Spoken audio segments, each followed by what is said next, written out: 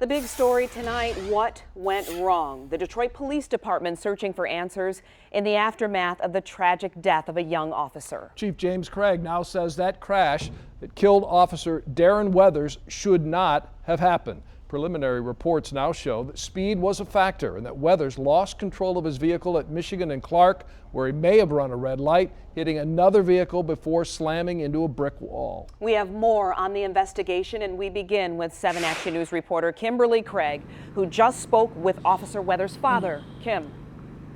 Yes, Glenna, Lewis Weathers says the death of his son is still sinking in. He says Darren was ambitious, did not like sitting still, and was always reaching for the top. My son, Darren Weathers, was a very outstanding young man. He loved his country. He served in the military. He served in Afghanistan. He came home. He joined the MP division. He served his state. And he gave his time to the city of Detroit.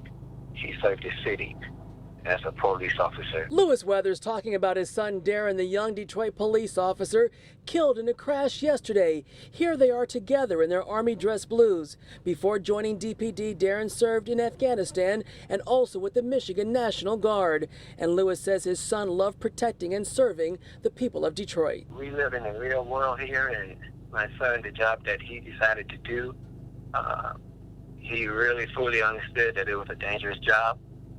My son didn't run from danger. He wasn't afraid of doing this job. But the reality of losing him, I can take it more because he was doing what he wanted to do. He was doing what he loved. I asked Darren's father what he thought of the video that went viral, showing his son spending time with some children while on patrol. I said, that boy just like his daddy. That's something he loved to do. He always cared about kids. He cared about his physical health, and that he was doing what he loved. I think he touched many people's lives as a police officer because he just wasn't a police officer. He was a friend. Even in his death, I'm proud of him. And Darren Weathers leaves behind so many people professionally and personally who loved him, and the closest, of course, to his heart was his little girl. She's just 2 years old. Reporting live in downtown Detroit, Kimberly Craig, and right now let's go live to my colleague, Jim Kurtzner, for more on the investigation into the crash. Jim. Yeah, Kim, my sources are telling me that a commander could be in the hot seat as the internal investigation into this continues. Chief Craig said this morning this shouldn't have happened. So many things went wrong. Speed. This officer may have blown through the stoplight. He crashed. His car was split into two. He was killed, and it happened right here on Michigan Avenue at Clark in the middle of the day on a very busy street. But how could it happen? We do not authorize training in uncontrolled environments. It's just too risky. This type of police training is used around the world. We found it demonstrated on YouTube in the UK. Alpha 1, you with me now? At least 2 officers follow a suspect at regular speed on city streets in unmarked cars.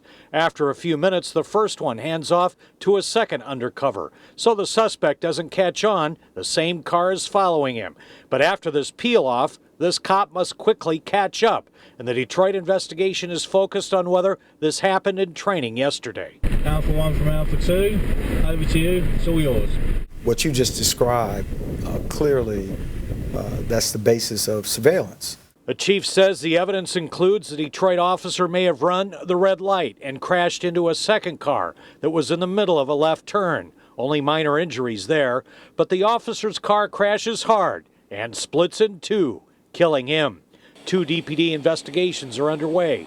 The Fatal Squad reconstructing the crash, and Internal Affairs, the police integrity unit. Speed is a factor. We know that now where we are in the investigation.